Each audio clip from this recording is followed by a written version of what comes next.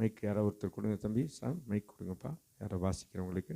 சங்கீதங்களின் புஸ்தகம் 37ஆம் சங்கீதம் அதன் 28ஆம் வசனத்தை நீங்கள் வாசிப்பீர்கள் என்றால், கர்த்தர் நியாயத்தை விரும்புகிறவர், கர்த்தர் நியாயத்தை விரும்புகிறார், அவர் தமது பரிசுத்தவான்களை கைவிடுவதில்லை, அவர் தமது பரிசுத்தவான்களை கைவிடுவதில்லை, அவர்கள் என்றென்றைக்கும் காக்கப்படுவார்கள், அவர்கள் என்றென்றைக்கும் காக்கப்படுவார்கள், துன்மார்க்கருடைய சந்ததியோ அறுப்புண்டு போம். ஆமென் சொல்லுங்க, ஆமென், அல்லேலூயா. கர்த்தர் தமது பரிசுத்தவான்களை கைவிடுவதில்லை, அவர்கள் என்றென்றைக்கும் காக்கப்படுவார்கள். ஆமென் சொல்லுங்க. சேர்ந்து வாசிப்போமா? அந்த பகுதி மட்டும் வாசிப்போம். இங்கே முன்னாலே இருக்கு. நீங்க, அவர் தமது பரிசுத்தவான்களை கைவிடுவதில்லை, அவர்கள் என்றென்றைக்கும் காக்கப்படுவார்கள். இந்த காலைவெள்ளை வாக்குத்தத்தம், பரிசுத்தவான்களை கைவிடுவதில்லை. ஆமென் சொல்லுங்க.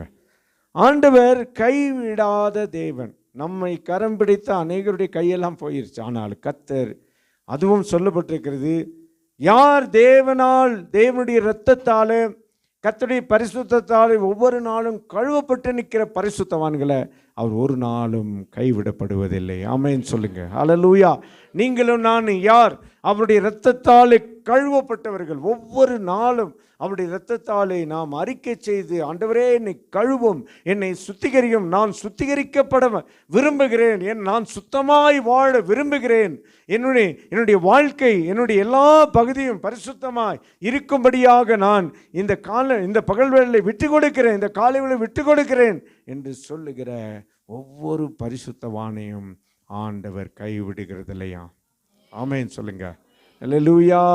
நீ ஒரு நாளும் கைவிடப்படுவதில்லை. ஆண்டவருடைய நாமம் மகிமைப்படுவதாக. பாருங்க, எந்த நிலைமையில் இருந்தாலும் அவர் கைவிடுவதில்லை என்று சொல்லப்பட்டிருக்கு. 2 கொரிந்தியர் 4:9 வாசிப்பீர்கள் என்றால், 2 கொரிந்தியர் 4:9 வசனத்தை நீங்கள் வாசிப்பீர்கள் என்றால், ஆமென், கர்த்தருக்கு மகிமை உண்டாகட்டும். போடுங்கம்மா.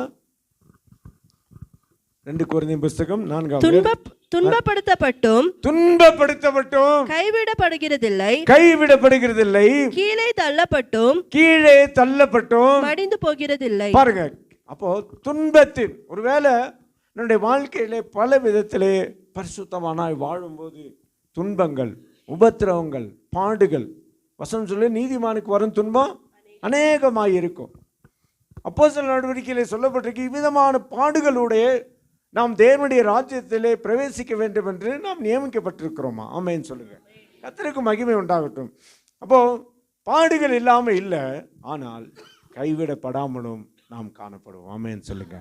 பாடுகளோடு, வேதனைகளோடு, பிரச்சனைகளோடு, நெருக்கங்களோடு, ஐயோ நான் கைவிடப்பட்டு விட்டேனா, நான் தேவனால் புறக்கணிக்கப்பட்டு விட்டேனா, அநேக நேரங்களில் நம்முடைய வாழ்க்கை பிரயாணத்திலே அமிதமான கேள்விகள் கூட நமக்கு நேராக இருக்கிறது.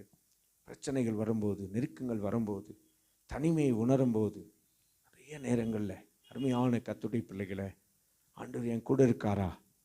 ஆனால் ஆண்டவர் இந்த புதிய 8ஆம் மாதத்தில் சொல்கிறார், நீ கைவிடப்படுவதில்லை. ஆமென் சொல்லுங்கள். நீ கைவிடப்படுவதில்லை.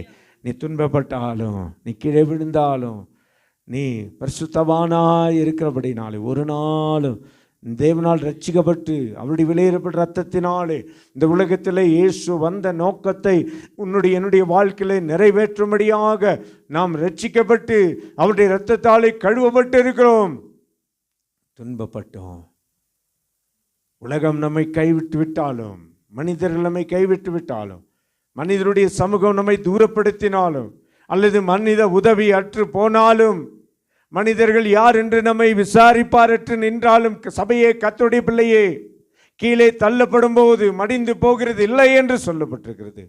இந்த காலை வேளையில ஆண்டவருடைய நாமத்துக்கு மகிமையாய் நீங்களும் நானும் ஒரு நாளும் கைவிடப்படுவதில்லை. சொல்லுங்க, அல்லேலூயா.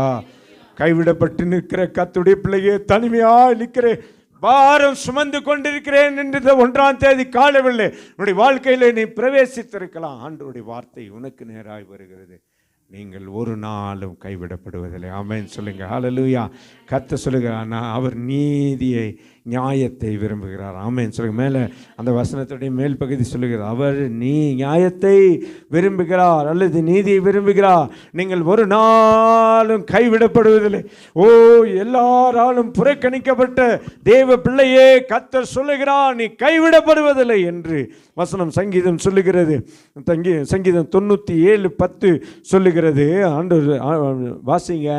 ஆண்டவருக்கு மகிமை. 97:10 சொல்லப்பட்டிருக்கிறது, கர்த்தரில் அன்பு கூறுகிறவர்களே, கர்த்தரில் அன்பு கூறுகிறவர்களே, தீமையை வெறுத்து விடுங்கள், தீமையை வெறுத்து விடுங்கள். அவர் தம்முடைய பரிசுத்தவான்களின் ஆத்துமாக்களை காப்பாற்றி துன்மார்க்கரின் கைக்கு அவர்களை தப்புவிக்கிறார். பாருங்க, அங்க வசனம் அடுத்ததாக சொல்லுகிறது, கர்த்தரில் அன்பு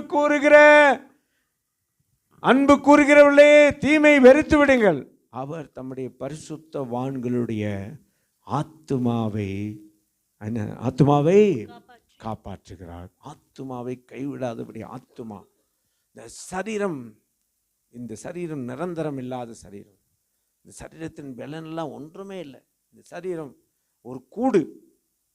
இந்த உலக வாழ்க்கையில் சரீரம் என்பது நம்ம சரீரம் ஒரு கூடு. ஆனால் ஆத்துமா, ஆவி இருக்கிறதே, அது இருக்க வரைக்கும் தான் சரீரத்துக்கு மேன்மை. சரீரம் ஒன்றும் இல்லாமல் போய்விடும்.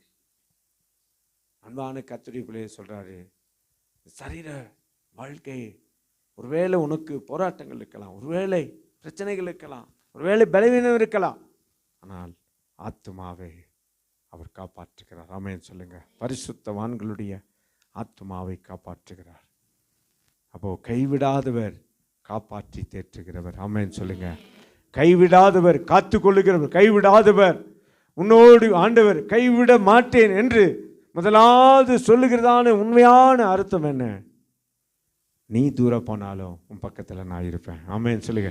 நாம் சூழ்நிலைகள் நிமித்தமாய் தூரம் போனாலும், நாம் சூழ்நிலை நிமித்தமாய் வெறுக்கப்பட்டாலும், நாம் சூழ்நிலை நிமித்தமாய் ஒதுக்கப்பட்டாலும், அல்லது தள்ளி நிற்கிறவர்களை போல இருந்தாலும், ஆண்டவர் சொல்லி, எப்போதும் உன் பக்கத்தில் இருக்கிறேன். நீ என் கையை விட்டு போனாலும் உன் கையை நான் பிடிச்சிருக்கிறேன். அவர் தம்முடைய ஜனங்களுக்கும் தம்முடைய பரிசுத்தவான்களுக்கும்